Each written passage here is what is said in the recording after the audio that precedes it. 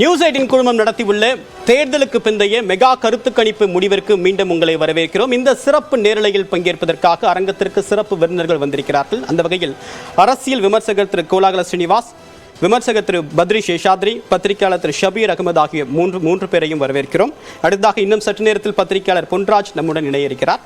முதல்ல இந்த news 18 mega கருத்து கணிப்பு முடிவு எப்படி மேற்கொள்ளப்பட்டது, எவ்வளவு இடங்களில் மேற்கொள்ளப்பட்டது அப்படின்ற ஒரு சாம்பிள், ஒரு மெத்தடாலஜியை பற்றி ஒரு பேக்கேஜ் பண்ணியிருக்கோம். அதை ஒரு தெளிவாக பார்த்துலாம். அப்போ நம்ம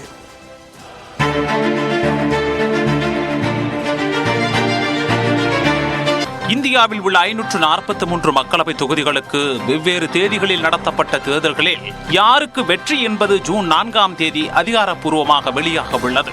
அதற்கு முன்பாக வாக்குப்பதிவுக்கு பிந்தைய மெகா கருத்து கணிப்பை நாடு முழுவதும் 21 முக்கிய மாநிலங்களில் நியூஸ் 18 தொலைக்காட்சி குழுமம் நடத்தியுள்ளது. இந்த கருத்து கணிப்பின் தொடக்கத்தில் ஒரு மக்களவை தொகுதிக்கு 180 வாக்காளர்களை சந்தித்து அவர்களின் மனநிலையை அறிய திட்டமிடப்பட்டது. இதன் மூலம் 21 மாநிலங்களில் 93,240 வாக்காளர்களிடம் மெகா கருத்து கணிப்பு நடத்தப்பட இருந்த நிலையில் தமிழ்நாடு உள்ளிட்ட சில மாநிலங்களில் திட்டமிட்ட அளவை விட அதிக வாக்காளர்களிடம் கருத்து கணிப்பு நடத்தப்பட்டது. இதன் காரணமாக 95,000 பேரிடம் மெகா கருத்து கணிப்பை நியூஸ் 18 குழுமம் நடத்தி முடித்துள்ளது. 21 மாநிலங்களில் மொத்தம் 518 மக்களவை தொகுதிகளில் தேர்தலுக்கு பிந்தைய கருத்து கணிப்பை துல்லியமாக வழங்குவதற்காக பல்வேறு அறிவியல் ரீதியிலான முறைகளை நமது குழுவினர் கையாண்டனர். கருத்து கணிப்பை நடத்துவதற்காகவே கள ஆய்வு மேற்கொள்ளும் 10 ஏஜென்சிகளை நாடு முழுவதும் களமிறக்கியது நியூஸ் 18 குழுமம். ஒவ்வொரு கள ஆய்வு ஏஜென்சியும் 2 முதல் 3 மாநிலங்களில் வாக்காளர்களை சந்தித்து தரவுகளை சேகரித்து வழங்கின. ஒவ்வொரு வாக்காளர்களையும் சந்திக்கும் முன்பாக என்னென்ன கேள்விகளை கேட்க வேண்டும் என்ற விவரம் அடங்கிய வினாத்தாள் 11 இந்திய மொழிகளில் தயாரித்து வழங்கப்பட்டது.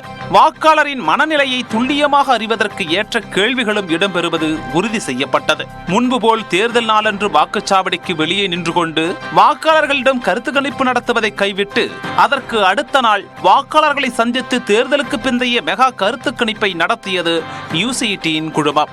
முதற்கட்டம் தொடங்கி 6வது கட்ட வாக்குப்பதிவு வரை இதே நடைமுறைதான் பின்பற்றப்பட்டது. எனினும் ஜூன் 1ஆம் தேதி இறுதிக்கட்ட வாக்குப்பதிவின் போது வாக்குச்சாவடிக்கு வெளியே இருந்து வாக்காளர்களிடம் கேள்விகளை கேட்டு துல்லியமான பதில்கள் பெறப்பட்டன. ஒரு மக்களவை தொகுதி என்று எடுத்துக்கொண்டால் அதற்கு உட்பட்ட 3 சட்டமன்ற தொகுதிகளில் குறைந்தபட்ச வாக்காளர்களை சந்தித்து கேள்விகளை எழுப்பினோம். அதில் ஒவ்வொரு சட்டமன்ற தொகுதியிலும் 10 வாக்குச்சாவடிகளில் தேர்தலுக்கு பிந்தைய கருத்து கணிப்பை நியூஸ் 18 குழுமம் நடத்தியது. ஒவ்வொரு வாக்குச்சாவடிக்கும் குறைந்தபட்சம் 15 வாக்காளர்களிடம் கேள்விகளை எழுப்பி பதில்களும் பெறப்பட்டன. அப்போது அவர்கள் வாக்களித்துள்ளனரா என்று கைவிரல் மையை சரிபார்த்து கள ஆய்வு நடத்தும் அலுவலர்கள் உறுதிப்படுத்திக் கொண்டனர். வீட்டிற்கு ஒருவரிடம் மட்டுமே கேள்விகள் கேட்கப்பட்டன. 7ஆம் கட்ட தேர்தலில் வாக்குச்சாவடிக்கு வெளியே இருந்தே கருத்து கணிப்பை நடத்தப்பட்டது.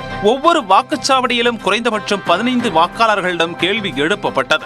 நாடு முழுவதும் கிழக்கு, மேற்கு, வடக்கு, தெற்கு என 4 குழுக்களாக பிரித்து நமது களப்பணியாளர்கள் கருத்து கணிப்பை நடத்தினர். அதன்படி தமிழ்நாட்டில் மொத்தமுள்ள 39 தொகுதிகளில் திட்டமிட்டதை விட அதிகளவாக 7,870 வாக்காளர்களிடம் கேள்விகள் எழுப்பப்பட்டு அவர்களின் மனநிலை துல்லியமாக பதிவு செய்யப்பட்டது. இதேபோன்று கர்நாடகாவில் 6,126 பேரிடமும், மகாராஷ்டிராவில் 89,623 பேரிடமும் தேர்தலுக்கு பிந்தைய கருத்து கணிப்பு நடத்தப்பட்டது.